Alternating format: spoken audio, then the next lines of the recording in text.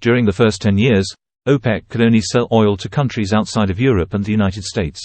They had some leverage in controlling production levels and prices, but their influence on oil business with Europe and the United States was limited. After all, most oil production was still not nationalized and was controlled by the Seven Sisters. The government could only collect taxes and handling fees. But as the 1970s arrived, the world economy was rapidly developing, especially in industries like automobiles and trains, which increased the demand for oil. Even with the United States and the Soviet Union producing as much oil as they could, the supply was still not enough to meet the demand.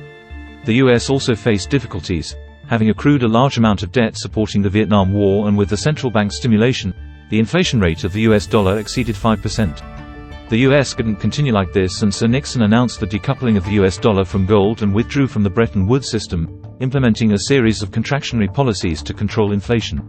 The UK was also in a bad state, suffering from even worse inflation at 9.4% than the US. In short, both countries were struggling. This story of ups and downs is actually quite interesting, and we may have the chance to discuss it further. Essentially, the strength of the US and the UK was weakened, while the importance of Middle Eastern oil increased. This led to a stark contrast between the two sides, and the former underdogs were about to become new landlords. It was just a matter of breaking through the last barrier. On October 6, 1973, the Fourth Middle East War broke out, also known as the Yom Kippur War, with Israel, Egypt, and Syria fighting. You might ask, why did three countries suddenly become involved, and why was it called the Fourth Middle East War right from the start? Don't worry, we'll explain it briefly. The term Middle East War specifically refers to the wars between Israel and the surrounding Arab countries. Let's take a look at the Middle East. Saudi Arabia belongs to the Arab countries in the region, but Israel is different. They don't speak Arabic, but rather Hebrew. We won't go into the details, but basically Israel and the surrounding Arab countries fought 5 wars in total, called the 5 Middle East Wars or the Arab-Israeli Wars. As for the reasons, it was mainly due to religious territories and not related to oil. Arab countries like Egypt, Syria, and Jordan were the main belligerents, while the oil-rich countries like Saudi Arabia, Iran, and Iraq mainly provided spiritual support to oppose Israel. The US and UK supported Israel mainly by providing weapons and equipment, but not much more than that. Let's come back to the Fourth War in 1973, which was related to oil. As usual, the US provided weapons, equipment, facilities, and technology to Israel. You see, countries like Saudi Arabia, Iran, and Iraq were very angry during previous Middle East wars, but it didn't really do much. However, this time their power and influence were different. These OPEC Arab countries united and imposed an oil embargo on the West. They said that if you support Israel's war, then I will reduce your oil supply. As we mentioned earlier, in the 1970s, Europe and America were highly dependent on oil and experienced high inflation. Therefore, this oil embargo was very effective. Within 2 months, the price of oil rose from $15 per barrel to over $60 per barrel. Please note that the prices mentioned today are adjusted for inflation to facilitate comparison over time. This sudden price hike was the first oil crisis. Meanwhile, OPEC governments, including Iraq, Kuwait, Venezuela, and finally Saudi Arabia, all nationalized their oil due to the increasing power and influence of OPEC. In 1979, Iran also had a revolution, overthrowing the government previously supported by the West and the King, and establishing the Islamic Republic of Iran. Thus, after a decade of global turmoil, the era of the Seven Sisters in the Middle East finally came to an end. However, the turbulence related to oil was far from over. As we mentioned earlier, Iran overthrew its previous government in 1979, and the new leader, Khomeini, was not easy to deal with. He was very aggressive, not just towards the West but towards the whole world, and had a large number of weapons at his disposal, which the US had previously sold to Iran in large quantities to constrain the Soviet Union. This resulted in their own self-inflicted wounds. You see, Iran has a very strong military under Khomeini's leadership. What should the US do? The US definitely did not want to lose control of such a large oil exporter. Therefore, they united with the Soviet Union to instigate Iraq, which was located next to Iran, to confront Iran. This instigation meant providing some weapons support. So, from 1980 to 1988, Iran and Iraq started an 8-year war, known as the Iran-Iraq War. In the Middle East, countries led by Saudi Arabia were worried about Iran's growing influence and therefore supported Saddam in his war against Iran. This caused a conflict between Saudi Arabia and Iran, which has never really stopped, even though there hasn't been a large-scale direct confrontation between them. The war between Iran and Iraq caused a reduction in oil production, as wars are typically oil-intensive, especially when it's between two oil-producing countries. Iran's oil production dropped from 6 million barrels per day before the war to just 1.5 million barrels per day, causing oil prices to double in the 1980s from less than $70 per barrel to $140 per barrel, marking the second oil crisis. The two oil crises that occurred within a decade had a huge impact on the global economy, primarily through inflation. Oil is a fundamental component of the economy, and with its costs rising across all sectors, inflation became a significant challenge to economies worldwide.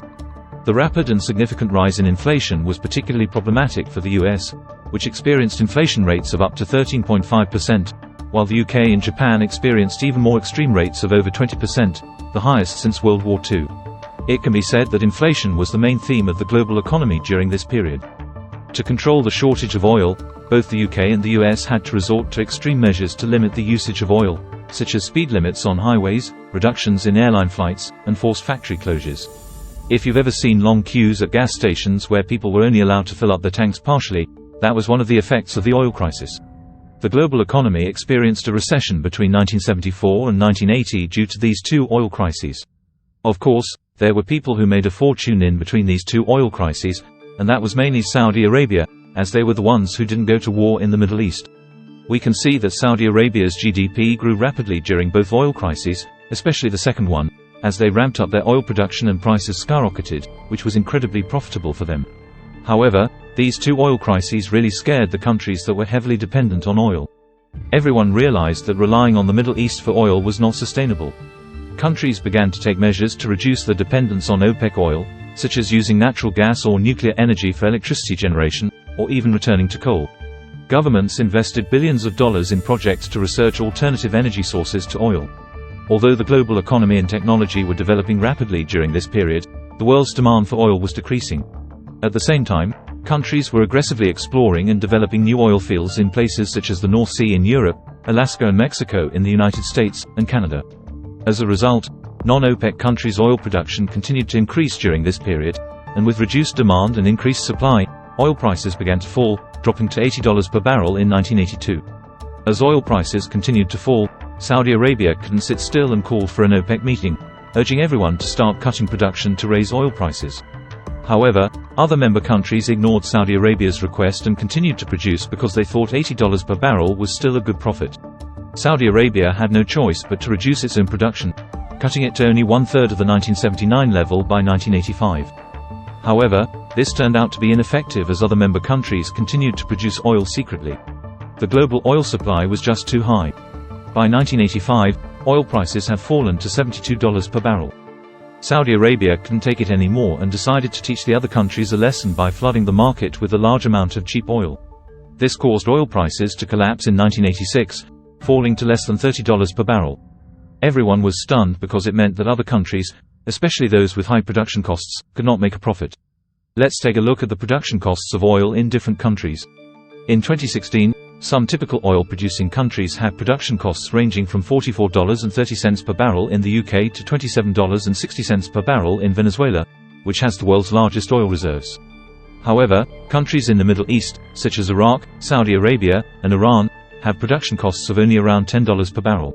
This is because they have abundant oil reserves and well-developed facilities for transportation and extraction. You may wonder why these countries can still make a profit when the price of oil dropped from $130 to $30 per barrel.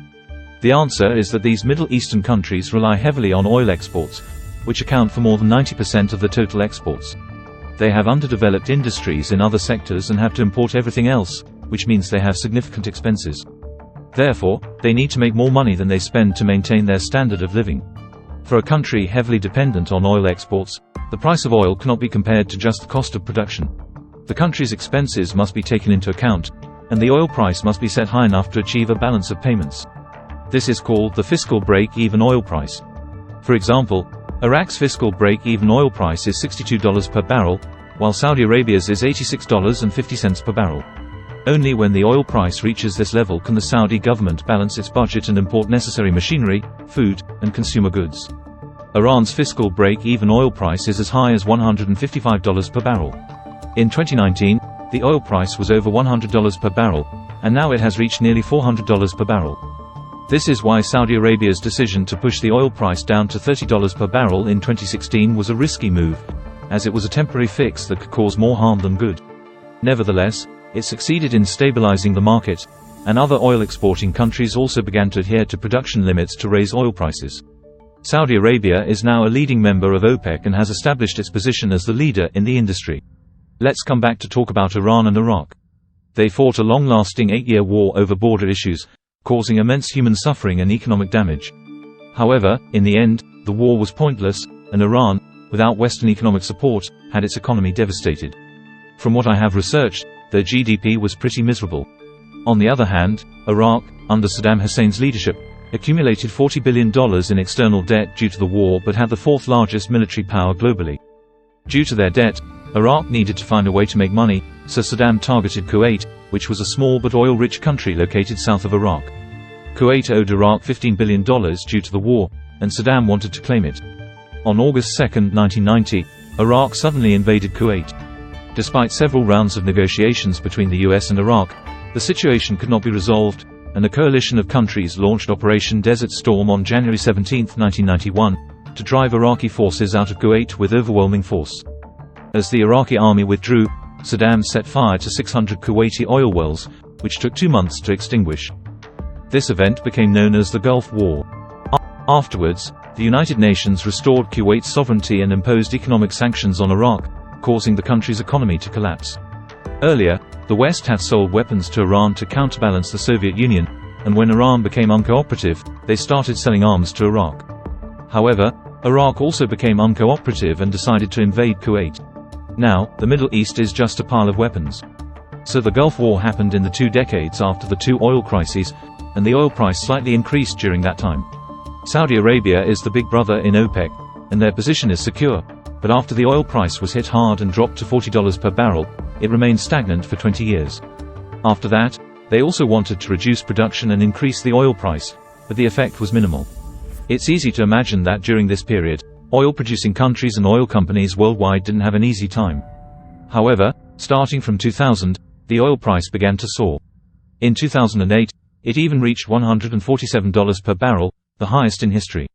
Why? There may be many reasons, such as the Iraq War and OPEC's production cuts, which caused short-term increases in oil prices. But personally, I think the main reason that led to oil prices continuously soaring within 10 years, allowing these oil-exporting countries to make a fortune, is China. After China joined the WTO in December 2001, its GDP began to soar, along with its demand for oil. The year was 2008, and the subprime mortgage crisis had just erupted, causing a global economic risk. As a result, oil prices plummeted from $140 to $32 per barrel. OPEC responded with its typical strategy of reducing production in an attempt to raise prices. Eventually, it became clear that a long-term global economic crisis was not likely, and oil prices quickly rebounded to around $80 per barrel. However, a new player entered the global oil market and disrupted the established order: fracking technology, also known as hydraulic fracturing. Normally, when drilling for oil, you locate a concentrated oil deposit and use a pipe to extract it like a straw. However, as you might imagine, finding such a concentrated oil deposit is very difficult because most oil is dispersed throughout shale layers in the Earth's crust. Fracking technology involves drilling into the shale layer and extending horizontally for several kilometers. Then, a special liquid is injected at high pressure to extract the oil and natural gas from the shale layer. Although the extraction cost of this technology is not as low as that of traditional oil reserves in countries like the Middle East, it can still be as low as $30 per barrel, which is relatively cheap. More importantly, the oil reserves in the shale layer are much larger than those of traditional oil reserves. For example, the United States has discovered 43.8 billion barrels of oil reserves, but the estimated shale oil reserves are up to 20 trillion barrels, 50 times the traditional reserves. This technology also disrupted the balance of the oil market. With fracking technology, the United States oil supply increased from 5 million barrels per day in 2008 to 13 million barrels per day in 2013, turning the United States from a net oil importer to a net oil exporter. Saudi Arabia, the big brother of OPEC, was not happy to see its ally, the United States, exploiting oil reserves so aggressively. Seeing this, Saudi Arabia waved its hand and, with the support of OPEC, tried to suppress oil prices by increasing production. Although some smaller countries in OPEC were unable to cope with this, Saudi Arabia did not care and continued to increase production in order to squeeze out fracking companies in the United States. As a result, oil prices plummeted again in 2015, from over $100 per barrel to around $50 per barrel. The global oil production capacity was severely surplus. But who would have thought that these American oil companies would completely ignore them and continue to vigorously extract oil in 2017? Oil production even surpassed Saudi Arabia and Russia, becoming the world's largest oil-producing country. In 2021, the world can produce about 100 million barrels of oil per day. The first tier of this is the United States at 20%, and Saudi Arabia and Russia are both just over 10%. Further back are Canada, China, Iraq, the United Arab Emirates, Brazil, and Iran. Of course, this number is always changing. But everyone can have this concept.